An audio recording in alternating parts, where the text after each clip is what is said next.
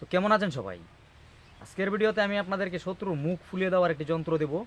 তো কী এরকম যন্ত্র, কী তার প্রয়োগবিধি সেটি জানতে হলে ভিডিওটি মনোযোগ সহকারে শেষ পর্যন্ত দেখুন। আপনারা দেখছেন তন্ত্র মন্ত্র ও আয়ুর্বেদ সম্পর্কিত চ্যানেল জয় মা দুর্গা, আমি আপনাদের সঙ্গে ইন্দ্র। এমনই সব ভিডিও পেতে আমাদের চ্যানেলটিকে সাবস্ক্রাইব করুন, পাশে থাকা বেল আইকনে ক্লিক করুন। তো চলুন শুরু করা যাক।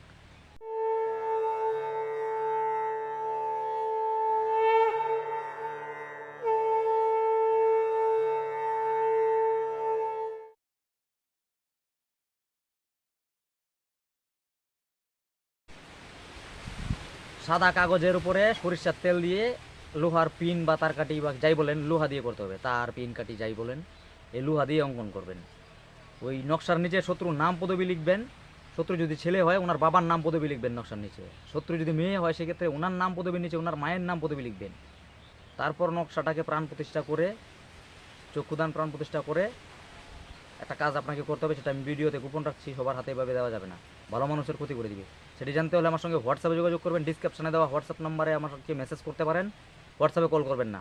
অনেকেই আছে যারা এই হোয়াটসঅ্যাপ নাম্বারে কল করতে থাকে, ভিডিও কল করে, অডিও কল করে, ডিস্টার্ব হয় তাতে।